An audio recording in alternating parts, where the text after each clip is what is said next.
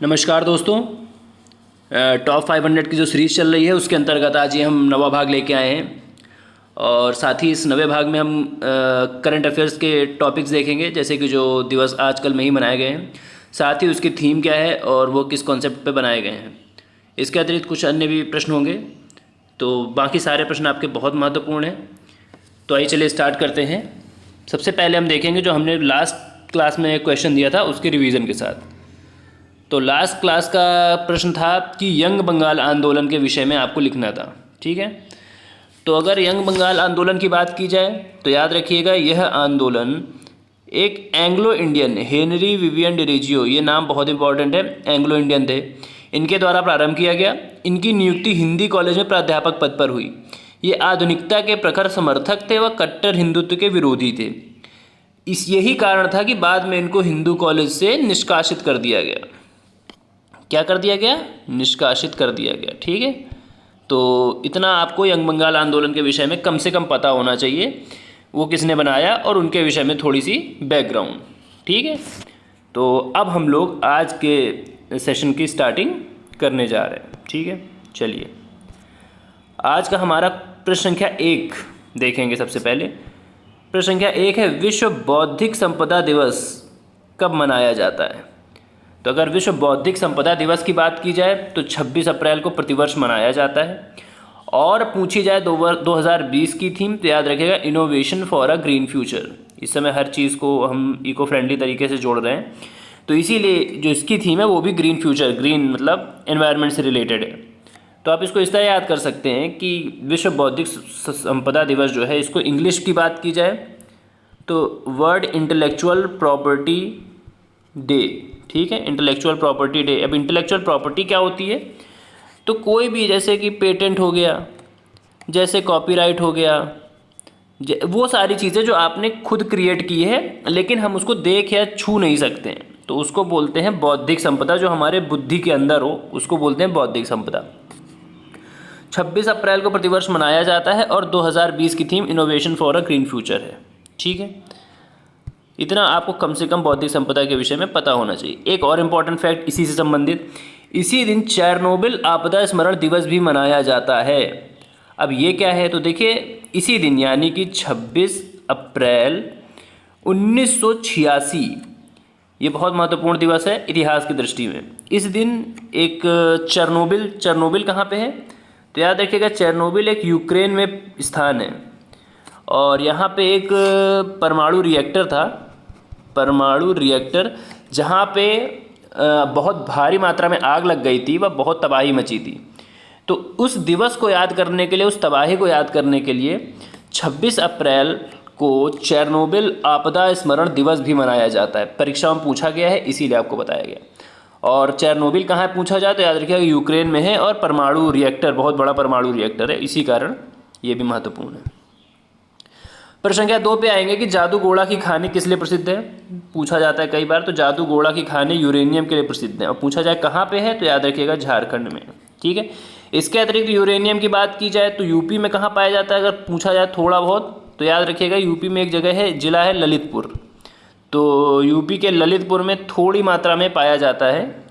और अगर विश्व स्तर पर बात की जाए तो कजाकिस्तान हो गया, नंबर 1 पे कजाकिस्तान में पाया जाता है। नंबर 2 पे कनाडा, ठीक है, यहाँ पे यूरेनियम काफ़ी मात्रा में पाया जाता है। और इसका उपयोग किस लिए किया जाता है? तो याद रखिएगा इसका उपयोग मुख्य रूप से इलेक्ट्रिसिटी बनाने के लिए किया जाता है। हालांकि जहाँ पे पाया जाता है वहाँ पे स्वास्थ्य के नुकसान भी होते हैं, लेकिन इसका प्रयोग बिजली उत्पादन के लिए किया जाता है। चलिए प्रश्न संख्या 3 पे आते हैं। ये बहुत महत्वपूर्ण प्रश्न है, वेरी वेरी इंपॉर्टेंट में आप इसको ले सकते हो। इसमें क्या है कि वैश्विक लोकतंत्र सूचकांक में भारत का क्या स्थान है? तो इसके 6 से 7 चीज़ें इसके विषय में पहले आपको बताता हूँ। सबसे पहली बात यह है कि यह लोकतंत्र सूचकांक है, ठीक है।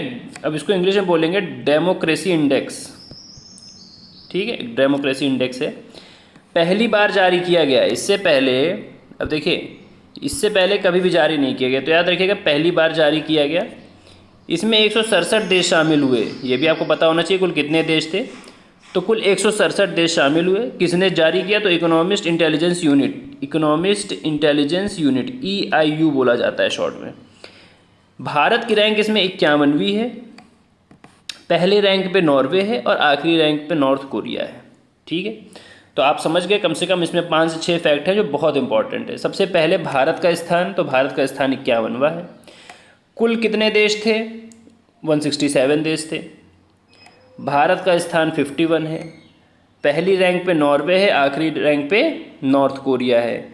और यह पहली बार जारी किया गया है। और किसने जारी किया है? तो EIU, इकोनॉमिस्ट इंटेलिजेंस यूनिट। इतना आप कम से कम इसके बारे में जानकारी रखिएगा। ठीक है, अब हम आएंगे प्रश्न संख्या 4 पे। विश्व मलेरिया दिवस इम्पॉर्टेंट है। विश्व मलेरिया दिवस कब मनाया जाता है? तो याद रखिएगा 25 अप्रैल को मनाया गया। ठीक है, 25 अप्रैल को विश्व मलेरिया दिवस मनाया गया। किसके द्वारा? वर्ल्ड हेल्थ ऑर्गेनाइजेशन के द्वारा। ठीक है, और वर्ष 2020 की थीम पूछी जाए तो बहुत इंपॉर्टेंट थीम है। ये थीम आप ज़रूर याद रखिएगा। ये थीम है zero malaria starts with me. ठीक है, zero malaria starts with me, ये बहुत इंपॉर्टेंट है। इसके बाद थी मलेरिया उन्मूलन हेतु भारत ने एक MERA अभियान चलाया है। फुल फॉर्म बहुत इंपॉर्टेंट है, याद रखिएगा, malaria elimination and research alliance, MERA। किसके द्वारा? ICMR, Indian council of medical research. तो ICMR के द्वारा मेरा अभियान चलाया गया, malaria elimination and research alliance. ठीक है, और भारत का लक्ष्य कब तक है? तो याद रखिएगा 2030 तक भारत मलेरिया को समाप्त करने के लिए प्रतिबद्ध है। ठीक है, होता कैसे है? तो याद रखिएगा मादा एनेफिलीज से मलेरिया होता है, और मादा एडीस इजिप्टी बोलते हैं, इससे होता है हमारा डेंगू। दोनों याद रखिएगा, दोनों बहुत महत्वपूर्ण है। अब हम चलेंगे प्रश्न संख्या 5 की ओर। एक प्रश्न इस तरह पूछ लिए जाते हैं कि एंथ्यूरियम क्या है? विकल्प आपके बना देंगे कि ये कोई एनिमल है, ये कोई स्पेस एयरक्राफ्ट है, ये कोई अभी हाल ही में नई प्रजाति पाई गई है, इस तरह की चीज़ें हैं। तो आपको पता होना चाहिए क्या है। तो देखिए एंथूरियम के बारे में आपको बताता हूँ। डी वासनी बाई द्वारा पहले तो इसको खोजा गया है, और ये क्या है? फूल की एक प्रजाति है। ठीक है, ये क्या है? एक फ्लावर है। और कैसा फ्लावर है? यह वायु शुद्धिकरण, एयर प्यूरीफायर, दो चीज़ें याद रखिएगा, एक एयर प्यूरीफायर भी है और डेकोरेशन के लिए भी यूज़ होता है। तो इसको हम कहाँ रखते हैं? ये इंडोर है, मतलब हम इसको घर के अंदर भी रख सकते हैं, सजावटी पौधा है। और इसलिए महत्वपूर्ण है क्योंकि नासा ने इसे एयर प्यूरीफायर पौधे की संज्ञा दी है। नासा अपने आप में महत्वपूर्ण संस्था है, तो नासा ने इसे एयर प्यूरीफायर पौधे की संज्ञा दी है, इसलिए एंथूरियम नाम आपको पता होना चाहिए। नासा की अगर बात की जाए तो 1958 में इसकी स्थापना हुई थी।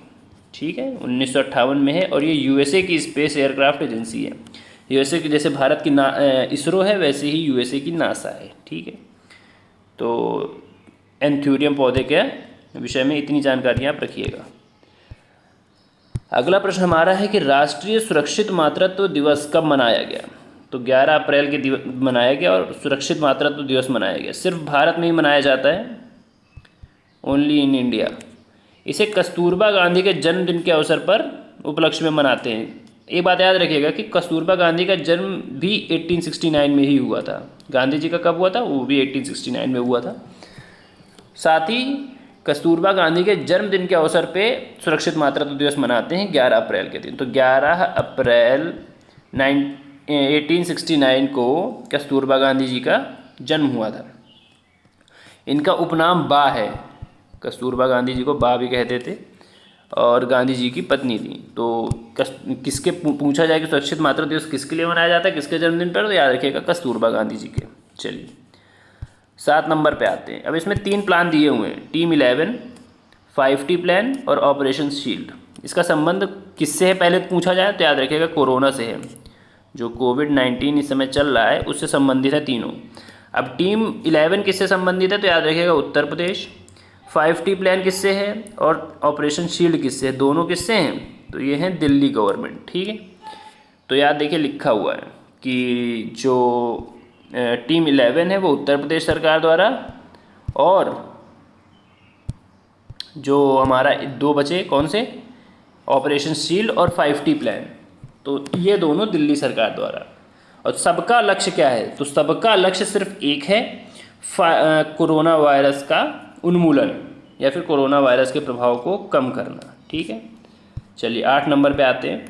विश्व चगास रोग दिवस कब मनाया गया? हो सकता है आपने इसका नाम ना सुना हो, तो ऐसी कोई समस्या की बात नहीं, ये पहली बार मनाया गया है, इसीलिए हो सकता है आपने इसका नाम ना सुना हो।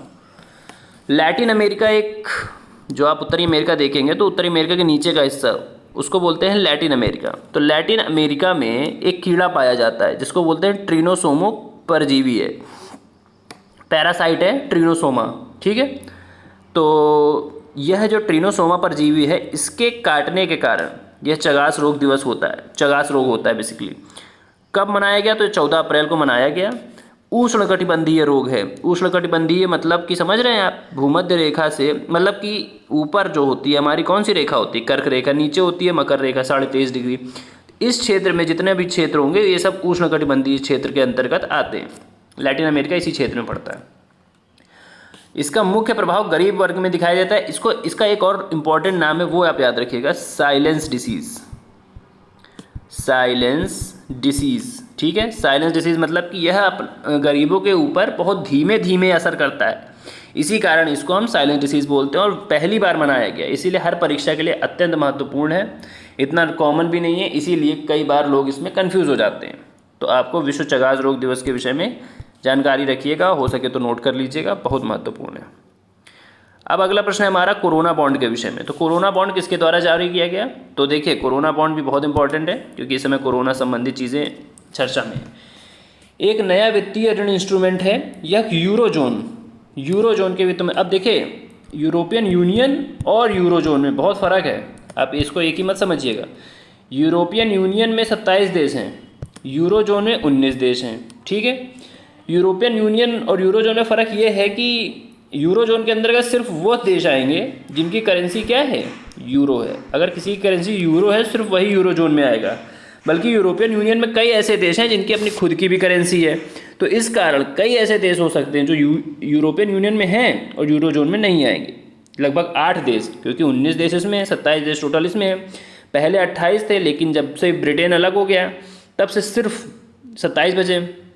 तो इन 27 देशों में 19 देश यूरोजोन में, मतलब कि जो बचे 8 देश हैं वो हमारे आते हैं, उनकी करेंसी यूरो नहीं है, कोई अपनी खुद की करेंसी होती। कई देश हैं जैसे कि यूक्रेन हो गया, इन सब की अपनी खुद की करेंसी है। तो इस कारण आप बोल सकते हैं कि यूरोजोन में जो 19 देश हैं सिर्फ उन्होंने कोरोना बॉन्ड बनाया है। इनकी मुद्रा यूरो। इसकी अध्यक्ष पूछी जाए तो क्रिस्टीन लगार्ड है। क्रिस्टीन लगार्ड ये पहले IMF के अध्यक्ष थी। ठीक है, ये भी आप पता रखिएगा, IMF के अध्यक्ष थी क्रिस्टीना लगार्ड। ठीक है, अब देखिए, इसको इस तरह समझने की ज़रूरत है कि ये है क्या। तो कोरोना बॉन्ड जो कोरोना की वजह से इस समय अर्थव्यवस्था की हालत ख़राब हो गई है, तो उसको सुधारने के लिए सभी देशों ने बॉन्ड जारी करने की, यूरोपीय सिर्फ यूरोजोन के देशों ने बॉन्ड जारी करने की एक पहल शुरू करी है, और इसके अंतर्गत वित्त मंत्रियों द्वारा शुरू की जाएगी और 19 देशों ने शुरू की है। और इसका मुख्य लक्ष्य है धन इकट्ठा करना विभिन्न देशों से, और फिर उसको एक कॉमन फंड बना के फिर उसको उन्हीं देशों के बीच में प्रयोग करना। ये हमारा 10वां और आखिरी महत्वपूर्ण प्रश्न है। महानदी नदी विवाद किन प्रदेशों के बीच में? कई बार प्रदेशों के बीच के विवाद पूछे जाते हैं, तो आपको ज़रूर पता होना चाहिए। तो महानदी नदी के विषय में पहले आपको बताता हूँ। महानदी नदी जो है पश्चिमी घाट में है कर्नाटक में है भीमगढ़। तो भीमगढ़ है कर्नाटक में और कर्नाटक है पश्चिमी घाट में। पश्चिमी घाट को ही हम और क्या बोलते हैं? तो याद रखिएगा, सह्याद्री। ये भी इंपॉर्टेंट प्रश्न है, पूछ लिया जाता है। तो सह्याद्री, तो याद रखिएगा, जो महानदी का उद्गम है वह पश्चिमी घाट के कर्नाटक के भीमगढ़, एक भीमगढ़ वाइल्ड लाइफ सेंचुरी भी है, वाइल्ड लाइफ सेंचुरी, ठीक है, तो WLC भी है, वहीं से इसका उद्गम होता है। और इसकी सहायक पूछा जाए कि किसकी सहायक है, तो मांडवी नदी, जो कि वो भी गोवा की एक महत्वपूर्ण नदी है, उसकी ये सहायक नदी है महादेवी नदी। और जो ये महादेवी नदी विवाद है गोवा और कर्नाटक के मध्य बहुत सालों से चला आ रहा है, और यह नदी गिरती जाके अरब सागर कहाँ है? अरब सागर जब भारत देखेंगे तो भारत में पश्चिम की ओर है। तो वहीं पे ये जाके गिरती है। तो इतना आप कम से कम महानदी नदी के विषय में, उद्गम, विवाद और किन किन राज्यों से बहती है, तो कर्नाटक और गोवा इन 2 राज्यों में बहती है, इतना पता होना चाहिए। आज का हमारा प्रश्न है NTCA, national tiger conservation authority, उसी के साथ आप कनेक्ट कर देंगे किसको, टाइगर प्रोजेक्ट को, 1973। इनके विषय में थोड़ा लिखिएगा और बताइएगा कि आपको इसके विषय में क्या आइडिया है, क्या आता है 100 शब्दों में, ठीक है। तो आपको आशा करता हूँ कि आपको अच्छा लग रहा होगा, समझ में आ रहा होगा चीज़ें। किसी भी प्रकार का इशू होता है तो आप बताइएगा ज़रूर, और पूरा वीडियो अंत तक ज़रूर देखा कीजिए, जिससे कि आपको कोई भी प्रकार की समस्या हो तो आप बताने में सक्षम हो। बहुमूल्य समय देने के लिए बहुत बहुत धन्यवाद। जय हिंद।